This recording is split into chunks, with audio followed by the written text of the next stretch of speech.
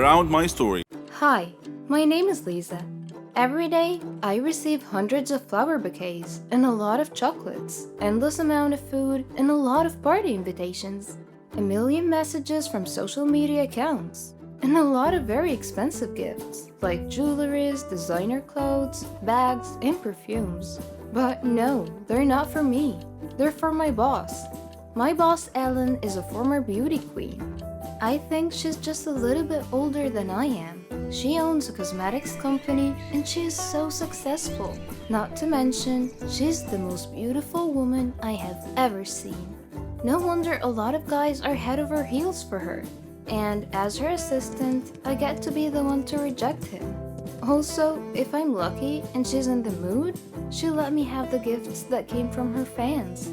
That's why I have signature clothes, shoes, bags, and perfumes that I have nothing to use for. Good thing is, we have the same size, and we're the same height. Okay, back to Ellen. She's dating somebody right now. His name is John, but I'm pretty sure she's cheating on him. She once told me that she does not really like John because he's boring. But me, I like John. He's a good guy. He always greets me when he sees me around.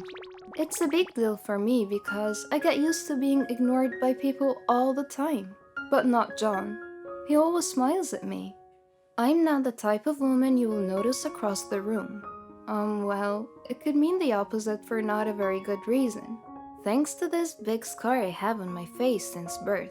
Having said that, I've never had any guys who were serious about me. Either taking me out on a date just to pull a prank on me, or just want to win a bet. Unlike John with Ellen, I can see that he's super in love with her, while Ellen is just pretending because of money. John's family owns a chain of malls. Yes, he is much richer than she is. One time, Ellen said she wants to go to the plastic surgery clinic. I told her she does not need a plastic surgery. She just said, "Just go with me, silly." So I just followed her. Turns out, she's having an affair with the plastic surgeon. His name is Mike, and she's been with him ever since she and John became together 2 years ago. The surgeon looks arrogant, not like John, who's full of compassion. One time, Mike told Ellen that he can remove the scar on my face. Ellen just laughed and said, "Just let her be. I think that's her lucky charm." I was hurt, and I think what she said was mean, but I just brushed it off and laughed with them. Ellen is really mean, but at least she pays me well. If not for her, my mom's life would not be extended. I needed a lot of money for her operation a couple of years ago. Ellen helped me through all of it. On the other hand, I must also say that my life is hell because Ellen doesn't know a single thing about organizing. And I believe that I'm the sole reason why her company is still up and running. Not to brag, but I think 80% of the reason why she's successful is because of me. 20% is because of her looks and beauty. Yet of course, nobody knows that except her and me. Ellen says I owe my life to her. She always says that if I dare leave her, she will have another scar to my face, which is really mean. But I don't hate her. I've actually learned to love her, and I agree that I have a great life because of her.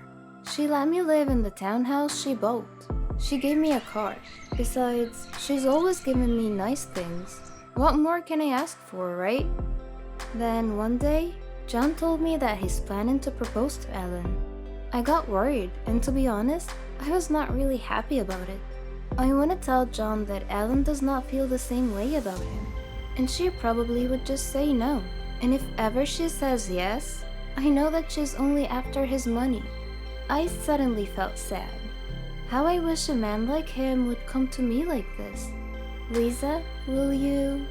My eyes got so big, I thought he was gonna propose to me. "Will you help me plan the proposal?" John asked. "Oh, of course. It would be my pleasure, John." He just smiled at me. This man is really simple and down to earth. So, I helped him plan the proposal, even though I knew it would not be a very good idea.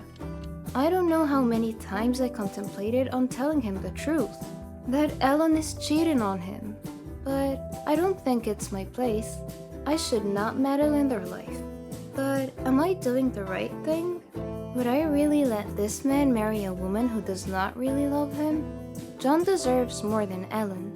Actually, he deserves someone like me, someone who will be there for him and take care of him forever. Oh, silly me, what am I thinking? But seriously, I need to do something. So, I decided to try and see what Ellen's reaction would be. When I asked her, "What if John proposes to you anytime?" she just said, "Really? That would be awesome." Her plan is to get married to him, get divorced, and get half his billions. What an evil plan. I don't want that to happen. Neither does Mike. One time at an event, Mike and I got the chance to talk, and he said he'd like to meet me at his office on Saturday at 9 a.m. And so I went there. Mike made an offer that is very tempting, but I had to refuse it for so many reasons. He wants me to pretend to be Ellen. He said he would fix my face and be Ellen for 6 months. Why? I asked him. I needed to know why I had to pretend to be Ellen, because that doesn't make any sense.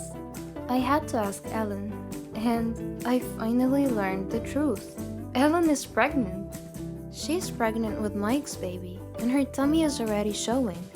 She doesn't want her plans to be ruined, so the plan is she would have me pretend to be her while she and Mike go somewhere far, far away to give birth to their baby quietly.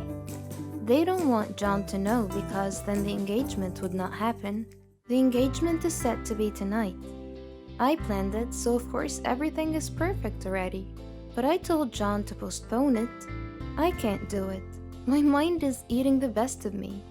I just told John that this is not the best time to propose because Ellen is not in a very good place right now. When Ellen learned about it, she got super mad. She threw me out of the house that she gave me, took back the car and the things that she gave me as well. But I know things will be better. I have savings, and I could use that to build my life again. I could find a new apartment, I could buy a cheap car and a few cheap clothes and bags. I motivated myself and I told myself multiple times that everything should be alright. I even met a guy named Alan, my next door neighbor. He's been nice and we went out a couple of times already. I think he likes me. It's about time I got a boyfriend.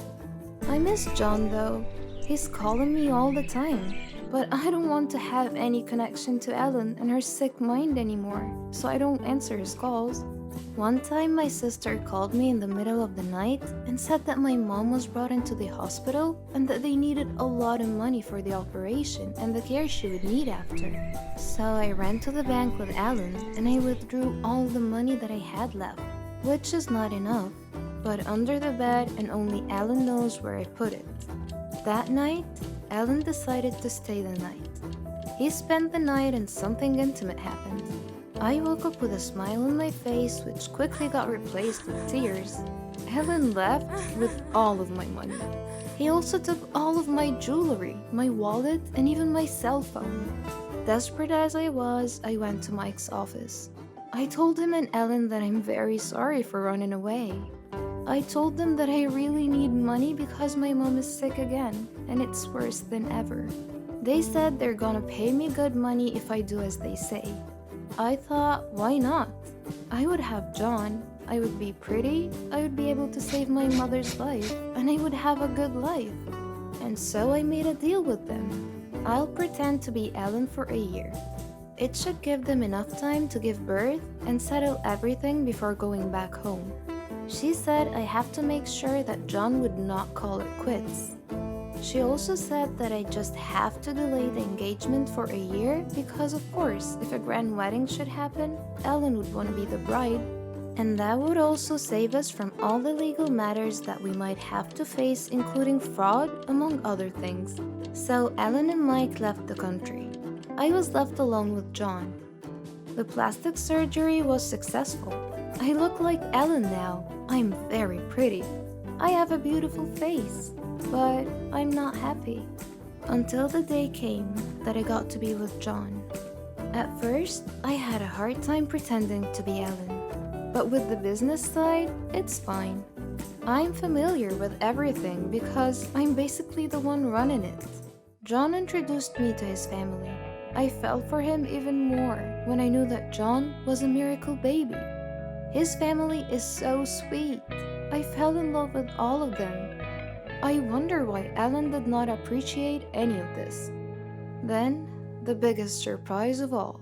His father announced that he's given me a share. Okay, let me talk it down a little. Well, his father decided to give me a mall. Yes, a freaking mall.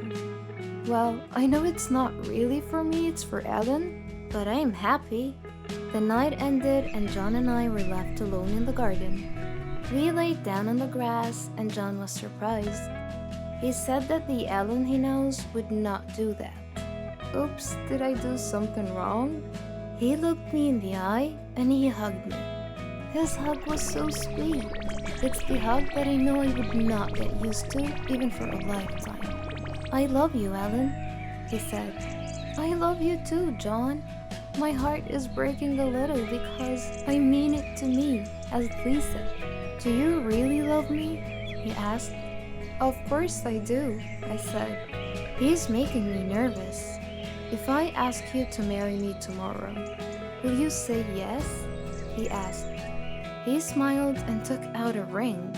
And the diamond was so beautiful. It was so big. It's really beautiful. But if this is real and it's really meant for me, I won't mind how big the diamond is. I planned proposing to you for a long time now, Alan. I even asked for Lisa's help. How I wish she could see this, he said. So, will you marry me, Alan? He asked. My mind says, oh no, but my heart says, yes. Hi, my name is Jennifer, and you might recognize me as a former famous child star. You might be wondering what happened to my life. Well, I worked as a singer at a local bar in our town. You might be wondering why I never pursued my career. Okay, let's just say they stopped giving me projects when I reached the age of 11. Because the producers said I'm not that pretty to be a teen star. So when I stopped being cute, I became unemployed, which is not bad. I finished my studies and got a really good job. Also, I have an amazing boyfriend. He's a lawyer and he comes from a very prominent family. But I have this habit of ruining everything that is good for me. I don't know if my boyfriend is still gonna talk to me. You're probably wondering why. Because I just ruined the engagement party of his brother. I was extremely at fault for this. It all happened because of my insecurities. This was deeply rooted when the film outfits started rejecting me when I was really young. Plus, I have two sisters who look exactly like my beautiful mother. I, on the other hand, look like my father. I also inherited his lack of height. Don't get me wrong, I'm not ugly. I'm just not that pretty. And my sisters always make fun of me. But I'm extremely talented. When I sing, I get a lot of tips from people. My employer always gives me extra cash because a lot of my fans go to his bar on a regular basis just to watch my gigs. This is where I actually met my boyfriend Sam. Anyway, before I proceed, kindly make sure you hit the subscribe button. Who knows, you might just win a free ticket to one of my concerts someday. I will start telling you this story by how Sam and I met. One night, I was at the bar and singing at the top of my lungs. Then after the performance, all of the customers applauded and requested more. Then, a drunken guy grabbed me by the arm and started to harass me on stage. To my disbelief, I just found myself hitting the guy with the microphone. Sam also happened to be there. The drunken guy and I ended up at the police station. The drunken guy sued me. Turns out he's the son of a very powerful politician. But Sam represented my case and they dropped the charges. That was mainly because there were a lot of witnesses and they testified that I was attacked first. Since then, we became really good friends, and eventually, our friendship blossomed into a beautiful romantic relationship. Sam is a super great guy. He didn't give me any reasons to get jealous from any other woman. But also, I realized that I don't know anything about his past. I never really got a glimpse of his world because whenever he asked me to meet his friends or his family, I chicken out. I always take work as an excuse. I always say, I have a gig, brain check, and that's my usual response. Then one time he told me that his mother just came back from a super long trip and that she's interested to meet me. Well, we've been dating for almost a year, and I ran out of reasons to dodge the situation. So I said, yes, let's do it. Before the weekend, I went to the mall to buy a new dress for the meetup. I was able to buy a nice long black dress and I bought some accessories as well. I really wanted to wow Sam's mother so she would like me for her son. I cannot bear the thought of losing him. When I was done shopping, I went to the burger shop and bought one for a takeout. I noticed that it's already 4 in the afternoon. I didn't notice that I skipped lunch because I was really busy picking out my outfit. While walking, I decided to eat the burger and the mustard spilled on my shirt. I look like a careless kid and he smelled like pickles now. In my head, I was thinking that's okay because I was about to go home. Then a familiar voice called out my name. Jennifer! That was Sam. When I turned around, I saw that he was with his mom. I quickly ran to the elevator as if I didn't see him. What am I gonna do? I don't want his mom to see me like this. I want her to see me at my best. But then the elevator was too slow. And eventually they caught me. Mother, this is Jennifer, my girlfriend, said Sam. Hi, good afternoon. I responded while shaking. I lifted the paper bag so it would cover my stained shirt. Nice to meet you. Well, his mother is nice, but still, I don't want her to judge me. I look and I smell like crap. This is not an ideal way of meeting your boyfriend's mother for the first time ever. I got so pissed. I'm looking forward to lunch tomorrow. Do you have any dish that you would like to eat? His mother asked. Anything will do, I responded with a forced smile. I know his mom is sensing the awkwardness between us, so I bid them goodbye and hurriedly entered the elevator again. On my way home, I kept playing the mall scenario in my head and I cringed every time. At home, I told my sisters what happened because I was craving some support and I would like to feel better. And even though they're very mean to me most of the time, they're still my sisters, and deep inside, I know they love me. What? His mother saw you like that? My eldest sister said with the slightest insult in her tone. If I were her, I would ask my son to stay away from you, my other sister said. I walked out, went to my room, locked it, and called my best friend Maria instead. She said some comforting words that made me feel better. Maybe you're just overthinking and it's not gonna help you, she said. Well, she was right. Anyway, I still have a chance to impress her. On the day of her lunch invitation, I wore the dress I bought at the mall and I went to the nearest salon to get stunning hair and makeup. And I was 30 minutes late for lunch because of this. Sam, his mother, and his 2 sisters were waiting for me. I apologized for being late. I noticed that they're looking at me with awkwardness in their eyes. Is it because of the dress? Maybe the heels or my makeup? Okay, maybe my hair? Or perhaps it's the elephant teeth accessories? I don't know. Maybe I'm just being too paranoid. But I must admit, I might have gotten a little bit overboard regarding my appearance. I'm way too overdressed for lunch. Hi, they greeted me. They're all very nice and they invited me at the dining area. Sam's mom introduced me to his sisters. After eating, we were all talking and the atmosphere changed into something light. We're all getting along and Sam keeps on bragging about how good I sing. I love singers. Would you mind entertaining us? Sam's mother requested. I happily accepted and sang her favorite songs. After a few minutes, I saw his mother and his sisters with their eyes wide open. They clapped so hard and complimented me. I can feel that I got the heart of Sam's mother. I knew I had her approval. Then my insecurities quickly struck. I learned that the equally beautiful sisters of Sam are opera singers, on top of being a professor and a freaking doctor. They're pretty, successful, and talented. Me, I felt like I was a big joke. I went home lonely. It felt like my insecurities bottled up even more. The next day, Sam asked me to be his date for their high school reunion. At first, I didn't want to go, but then I realized there was no point of hiding anymore. I met his family, so I might as well meet his friends. At the reunion, I literally felt like I'm the most underachiever and the most unattractive person ever. I'm getting more and more insecure because I feel like Sam's friends are looking at me like a puppy dog. Do I really look like his pet? One of Sam's friends was very nice to me. Turns out she's a big fan of mine and she knows all of my former TV shows. We talked in one of the corners for a few moments. It felt like I belonged. Sam didn't ever make me feel like I don't belong. In fact, I always hear him say how much he is proud of me. He doesn't see me as a failure child star.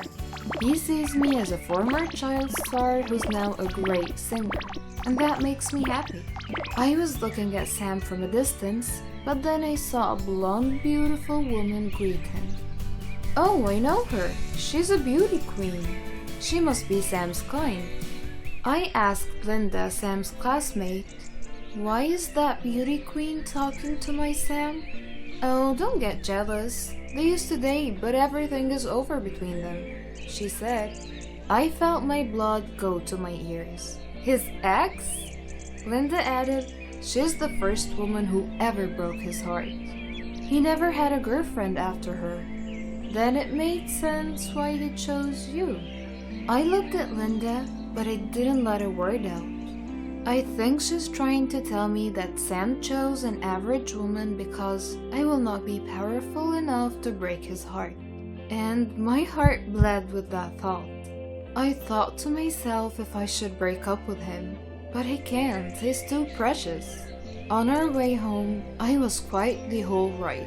I didn't talk to him, and I know I left him wondering. I ended the night without talking to him. At home, I called Linda and asked her to come to my place. She said that I'm going crazy and that I don't have anything to be insecure about. If you're really worried, then you should try the beauty pills I'm taking. It works like magic, she said. That might be the solution to my problem. There's no harm in trying. But Maria told me that the side effects are not nice, like always having the urge to pee, dizziness, and mood changes. I did start taking the pills. After a week of taking the pills, Sam got really worried, and that was because I passed out while having my gig. But I kept on taking them because somehow they magically make me feel confident. When Sam's family invited me for the engagement party of his brother that I haven't met yet, I said yes without hesitation. I feel beautiful, but I always have this urge to pee whenever and wherever. And I mean like every 5 minutes. So during the party, Sam was having a hard time keeping me beside him because I'm always in the bathroom. Then the announcement time came, and Sam came looking for me. I said, I really need to use the restroom. You can do it later, this will be quick, he said. But while his brother was giving his speech, everybody was so quiet and my bladder was gonna explode. And I wanted to tell Sam, but for some reason, I just couldn't. So I started running towards the bathroom, but I got really dizzy and I lost balance. Then I pushed the ice sculpture to the waiter serving near the pool, and like a butterfly effect, the waiter pushed the bride and she fell in the pool as well. I ran to them and apologized, but of course all eyes were on us. And to my horror, I was not able to hold my pee anymore. Everyone saw me wet my dress. I was so embarrassed. I quickly ran away from the party because I don't want to talk to anyone, not even Sam. I'm not sure if Sam came looking for me or not, but I roamed around their village while calling Maria so she could come and rescue me. I'm on my way, she said. And guess what? I felt the urge to pee again. And so I looked for a dark spot and I peed beside a huge tree. Then I heard a police siren. They aimed a flashlight at me while I was peeing. I quickly put my underwear back on and ran as fast as I could, but then I got dizzy and passed out. Then the police brought me into the hospital, and when I woke up, I saw Sam beside me. His sister was the one attending to me. They got so worried about me and they decided to follow me. Sam talked to the police and explained everything. When everything was okay, Sam and I had a talk. I told Sam that I'm taking some kind of beauty pills because I get so insecure, especially that he has a beauty queen ex. Also, I'm afraid he might leave me once he realizes that his family and friends disapprove of me. They do not disapprove of you. You put this all to yourself without a reason, he said. He said his family and friends love and adore me as much as he does. They're happy for him because he found someone who makes him super happy. Then my heart melted when he said how much he loves me. I love you, and that's why I'm letting you go, he said. What? Are you breaking up with me? My eyes were full of tears. He said he needed to stay away from me, and that's because he makes me feel insecure to the point of ruining my own health. I only thought I was doing what would please him. I am going to give you space until you realize how much I love you for who you are, he said. It sounded confusing, but I knew what he meant by that. I never should have allowed my insecurities to eat me up alive in the first place.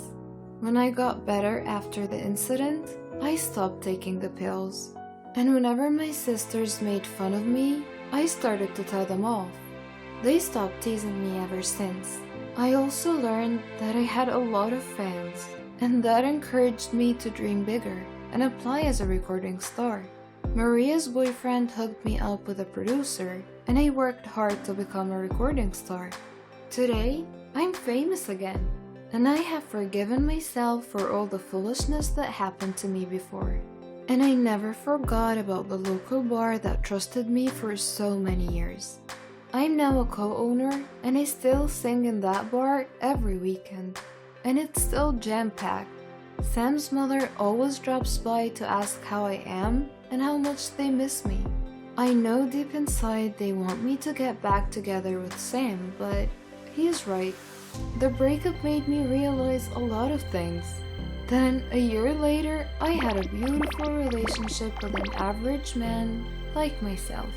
And no matter how insecure he gets, I make him feel loved. I always help him realize that he's so much more than what he thinks of himself. But sadly, things didn't work out between us.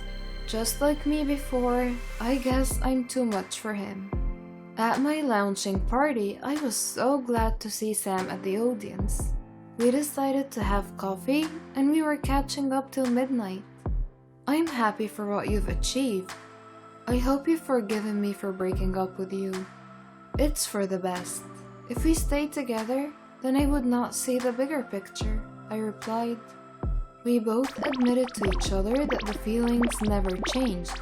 Then I told him that I had a boyfriend, but things didn't work out. Before we parted ways, he invited me to a singing contest organized by his sisters. He said it would be an honor if they would be able to get me as a judge. I smiled and said, yes, I would be happy to do that. A year later, Sam's mother died of a terminal disease, and I made sure that I was there for him and his family. Before she passed away, she asked me to look into my heart and see if I can take Sam back into my life. She said that he never stopped loving me and that she would be happy if we got back together. Sam and I took our precious time to build our relationship again. Not just as his mother's dying wish, but also because it was really what we wanted, and since then, I never left his side. Right now, we're married, and we have 2 kids that are cute, talented, and smart. Our son is deaf, but we never failed to make him feel loved. And even if he would grow up not hearing the voices of the people who love him so much, we will make sure that his heart would feel our love for him and will never make him feel insecure. But guess what? He's popular on social media because he can sing like his mother, and he's got no hesitations in joining talent searches. Who knew life was so full of beautiful surprises? I am addicted to food. I suffer a lot. I need help. I've tried to give up, but I fail every time. Hamburgers. Who can give up eating hamburgers, especially with barbecue sauce? I didn't mind this kind of addiction, but I'm getting ahead of myself. Let me begin by introducing myself. I am Patricia, 15 years old, living with my parents and my brother. I lead a quiet life. No interests, no hobbies, except for eating, that is. Food is my faithful friend. It never leaves me. It is my partner, my soulmate. But having food as your soulmate has insidious side effects. A dark side, if you will. It denies me a healthy life, robs me of the energy to play, and causes me to sleep excessively. I would much rather stay at home with a bag of potato chips than go out and exercise. My soulmate ultimately betrayed me, though, last Thanksgiving at my granny's home. She lives in a state nearby. Granny was a clever doctor and an excellent cook at that. She could conjure up something really delicious. On that day, she had prepared barbecue turkey with nuts and other secret recipe ingredients. The taste was so great, as if it had descended from heaven itself. I felt like I was fighting a food war, and I had to win at all costs. I ate and ate and ate. I don't know why, but I just couldn't control myself. I attacked that turkey like it was the last on the planet. But every culinary war with a worthy adversary, such as the barbecued turkey, has its own unique type of casualties. Suddenly, I found myself unable to breathe. I fell to my knees and passed out. The turkey had won. I woke up later in the hospital, though, still clinging to an unfinished turkey leg.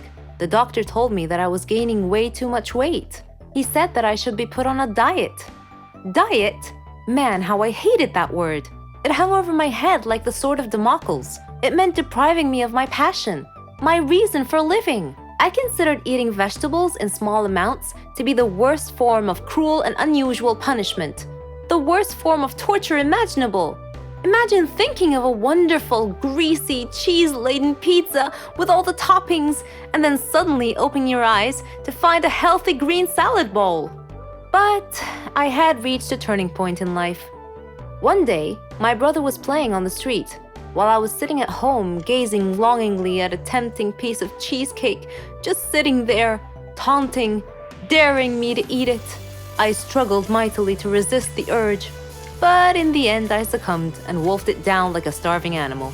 Shortly afterwards, I began feeling dizzy, but I was unable to call for help this time, and then I passed out again. I was taken to the hospital.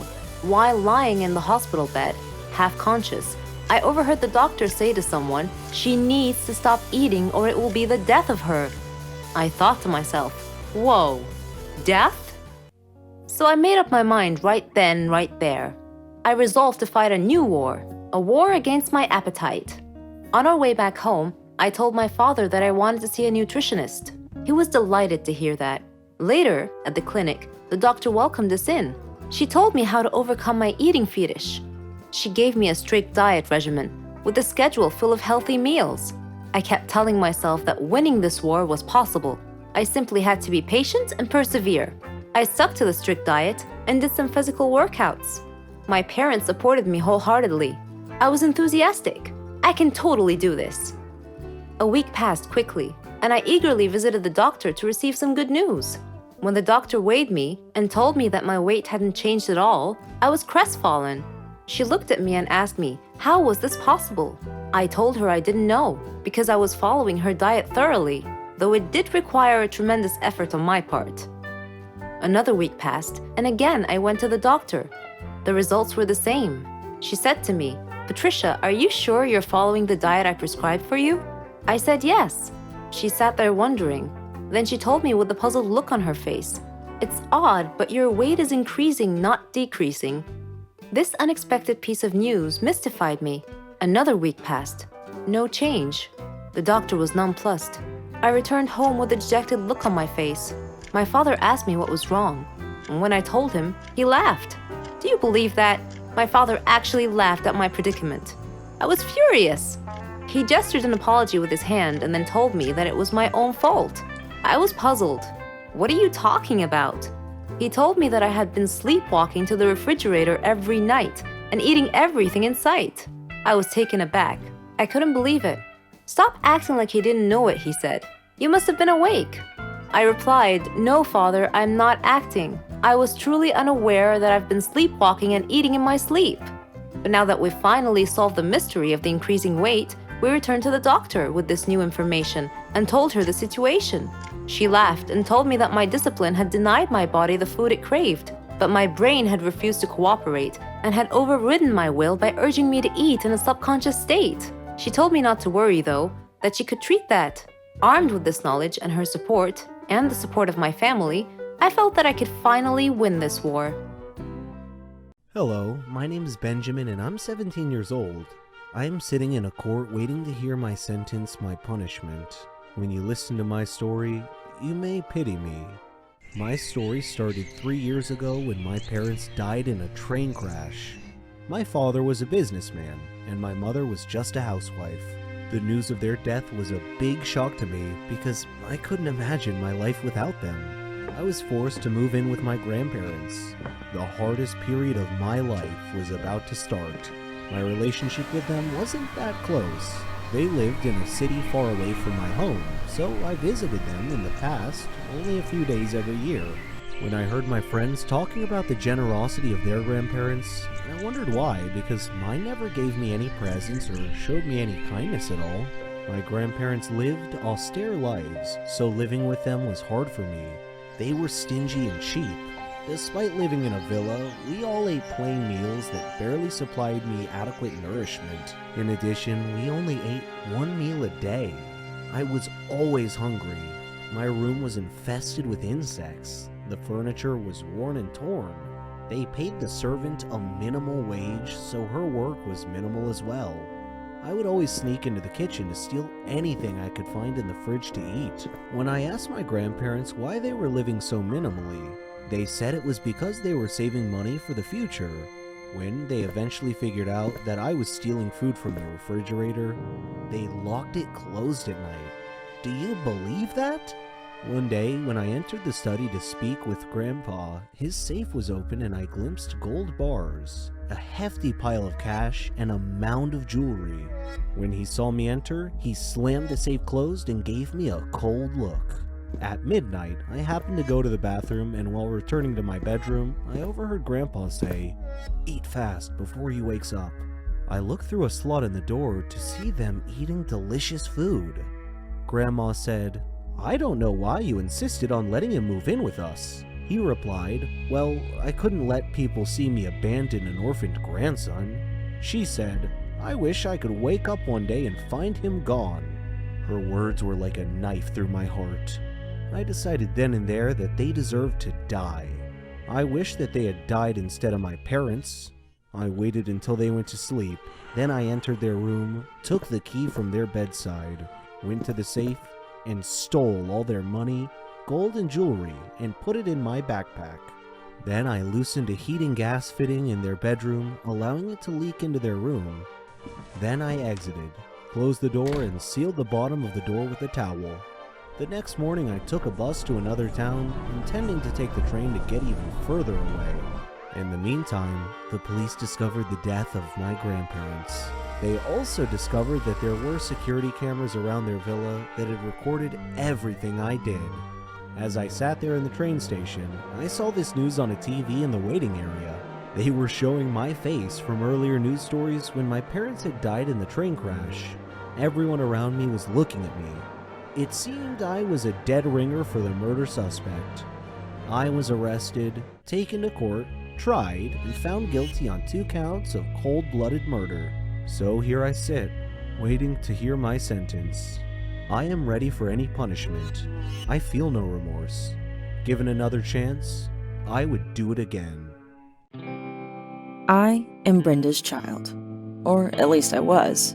Because my grandmother had died and my mother at some point in her life felt that drugs would be beneficial to her, I was put into foster care at the age of 2 and adopted at the age of 7. I have no real memory of Brenda, just her name and the last time I saw her. I was 7, and I had gone to a foster care agency for a visit. She brought me some strawberry candy. I remember my adoptive mother telling me to say thank you, and I did. Then Brenda got up and told me she would see me again. I went back to the agency a month later for a visit, and she never showed up. My mother was gone, and I was no longer her child. I was fully aware of being adopted because my adoptive parents, who I've lived with for the past 4 years, asked me how I would feel being their child, and I said I had no problem with it. So they adopted me and my biological sister at the same time. I can remember that when I got adopted, I was happy, but at the same time sad. I was happy because I had a family, a nice warm bed to sleep in every night, plenty of food to eat, and a place to run around. I was sad because I never got to say goodbye to Brenda, and the last time I saw her, I didn't take in what she looked like. I was sad because she never showed up to me again. She had lied when she said that she would. I'm not sure why I never saw Brenda again, but for years I looked at myself as an intrusion. I figured she didn't want to see me anymore because I needed things, and that would get in the way of her buying her drugs. When I went to sleep, I'd have dreams that Brenda had been looking for me and found me. I'd have dreams that she would recognize me and come up to me and say, "It's me, your mother." But I never talked about these things. I guess I just didn't see the point. It wouldn't have changed the feeling of loneliness that she had left behind. My adoptive parents didn't make it that easy for me to talk either. It wasn't that they weren't good to me. They took me on road trips, they took me to and great adventures, and they got my hair done every 2 weeks. They gave me a stable home, something I probably would have never had if I had been in foster care or still lived with Brenda. But my adoptive mother jumped to conclusions when I would try to tell her little things about boys or school or anything that happened in my life. She always assumed I was getting in some kind of trouble. So there wasn't any way I would have told her about my most painful private thoughts, even if I had thought of telling her. Instead, I just tried to be a nice kid who always seemed happy. I would smile, laugh, and joke. I'd come home and talk about everybody under the sun and how they were doing, except myself. I didn't want my adoptive parents to feel as if I wasn't appreciative or that I didn't love them, so I tried to act as if everything was good. When you're adopted, you feel like your adoptive parents at one point or another are going to expect you to be grateful. You imagine they're thinking, "We could have left you in foster care." And I was grateful, but there was still a part of me that was angry at having to be grateful for just being their child. There was a part of me that didn't trust their love. A part that said, "What makes you love me when my real mother didn't love me? What's so real about your love?" When I was angry, I expressed my pain by either writing or acting out, or sometimes both. At school, I had a quick temper. I got into physical fights and cursed people out. I ran away from home a lot, more times than I can count. My family couldn't understand why I acted the way I did, and neither could I. I just knew that I felt bad. If I was out in the street and the thought of her would enter my mind, I would turn my head and find something to distract me. If I was at home, I would get up and grab a book or watch television. But even while I blocked her out, the hurt continued, and my behavior got worse and worse. I spoke whatever was on my mind and cared very little about how people were feeling. My most common response to anything anybody said to me was, "Whatever." I was rude, rebellious, and the smallest things ticked me off. I had a non-caring attitude, and the worse I got, the more frustrated and angry my parents got. By the time I was 12 or 13, my mother and I weren't really getting along. She often beat me, and a couple of times she could have seriously hurt me. Whenever I got on my mother's nerves, she would tell me, "I don't care who you go and tell that I punished you. If they want you, they could have you because I am tired of you."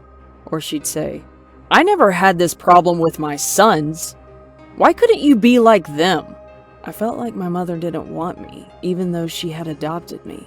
I felt that she wanted a replica of her children, who didn't act out so much and didn't get in trouble in school standards I could never live up to. It didn't help that much that my extended family never really accepted me. Every Christmas, they acted funny towards me. I found out later that some of them never wanted my adoptive parents to adopt me in the first place. When things got really bad with my mom, I went to one of my aunts for help, and she threatened to call the police on me for running away. She didn't like me, and the truth is, she didn't like my mom either. And she just didn't want to be involved.